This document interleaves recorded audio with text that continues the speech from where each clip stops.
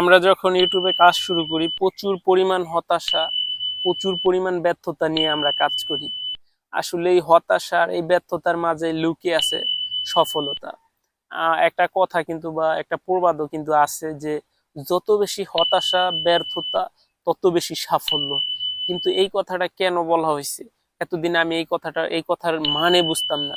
এখন আমি এই কথার মানে গিয়ে খুঁজে দেখতেছি সেটা হচ্ছে হতাশাগ্রস্ত হয় কারা বা ব্যর্থতায় ব্যর্থতা হয় কারা। হতাশাগ্রস্ত হয় ওই ব্যক্তি যে ব্যক্তি কোনো কাজ করতে কোন কাজ করবে বা একটা কাজ করতেছে বারবার সফল হইতেছে না, মানে ব্যর্থ হইতেছে, এই লোকটা হতাশায় ব্যর্থতায় ভুগতে থাকে। আসলে এমন লোকেরই ধরেন বা আপনি যেরকম একটা কাজ করতেছেন ধরেন আমরা যে ইউটিউব চ্যানেলে আমি যে কাজ করতেছি, ইউটিউব চ্যানেলে ভালো কিছু হইতেছে না, ভালো ভিউ পাইতেছি না, বড় বড় ইউটিউবারদের সবাই সাপোর্ট করে, আমাদের মতো ক্ষুদ্র ইউটিউবারদের কেউ সাপোর্ট করে না, এভাবে কিন্তু চলতেছে। তবে হুট করে একদিন দেখবো যে সফলতা আসবে, এই আশা নিয়ে কিন্তু আমরা কাজ করতেছি। আসলে এই কথাটা আমি এই জায়গা থেকে প্রমাণ পেলাম যে যত বেশি হতাশা ব্যর্থতা তত বেশি সাফল্য। আমার দেখেন আমি কথা বলতেছি, আমার কিন্তু কথাটাও আটকে আইতেছে, আমি ঠিক করে কথাও বলতে পারি না, একটা করে যে গুছাইয়া বলবো এটাও আমি ঠিক মতো কিন্তু ক্যাপচার করতে পারি না এই কথাগুলা। আসলে আপনারাও যদি প্রথমে শুরু করেন তাহলে আপনাদেরও প্রচুর পরিমাণ ব্যর্থতা থাকবে, কথা বলতে পারবেন না, লোকজনের সামনে গেলে লোকজন হাসাহাসি করবে, আপনি যখন এই যে এইভাবে এইভাবে মোবাইলটা ধরবেন তখন আপনার সামনে লোকজন হাসাহাসি করবে, কিন্তু আপনি যে যদি প্রথমে কিন্তু আপনি তো ক্যামেরা বিভিন্ন ধরনের সেট আপ এই জায়গায় এই এই খরচগুলি করবেন না, তো আপনি হাতে থাকা মোবাইলটা দিয়েই তো এইভাবে ভিডিও করবেন, তখন দেখবেন লোকজনের সামনে আপনি ক্যামেরাটা ধরতে পারবেন না, কথা বলতে গেলে আটকে আসবে, কি বলবেন গুছিয়ে গেছে সেটা বলতে পারবেন না ভাই, এভাবেই, এটাই ব্যর্থতা।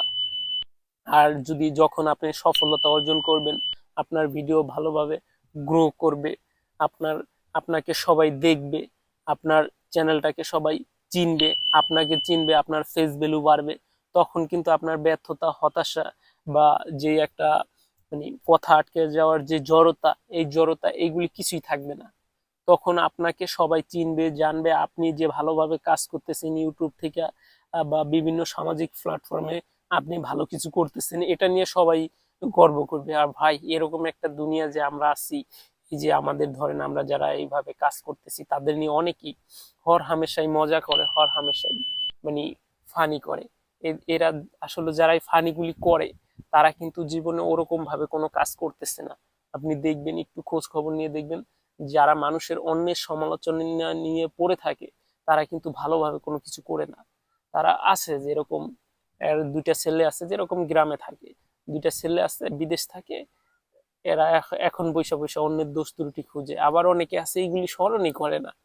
ম্যাক্সিমাম লোকে এখন অন্যরকম হয়ে গেছে দুনিয়াতে, এখন গ্রামেও অন্যরকম হয়ে গেছে। যে আগে এই শহরে যেরকম ছিল কেউ কারো নিয়ে পইরা থাকতো না, এখন গ্রামে এই প্রচলনটা ঘটে গেছে, কিন্তু এর বাইরেও কিছু লোকজন আছে, এরা সবসময় অন্যের সমালোচনা নিয়ে করে, এই তুমি কেন এই ভিডিও করতেছো, তুমি কেন ওই ভিডিও করতেছো, তুমি কেন এইভাবে চলতেছো, এই কথাগুলি তারা বলে বেড়াবে। আসলে ভাই তাদের সমালোচনায় বা কারো সমালোচনায় আপনি আপনার অগ্রযাত্রাকে থামিয়ে রাখবেন না। আপনি নিজের প্রচেষ্টায় নিজে এগিয়ে চলুন, ধীরে ধীরে কাজ করুন, ইনশাল্লাহ ভালো কিছু হবে। আপনি এই প্ল্যাটফর্ম সহ বিভিন্ন ধরনের সামাজিক যোগাযোগ মাধ্যমেও আপনি সফলতা অর্জন করতে পারবেন। এর পাশাপাশি আপনি ব্যবসায়িক জীবনেও সফলতা অর্জন করতে পারবেন। তাই কারো বঞ্চনায়, কারো বিভিন্ন ধরনের কটু কথায় আপনি হোঁচট খাবেন না, নিজের সিদ্ধান্তে অটল থাকুন আর এগিয়ে চলুন। আজকের মতো বিদায় নিচ্ছি। আসসালামু আলাইকুম।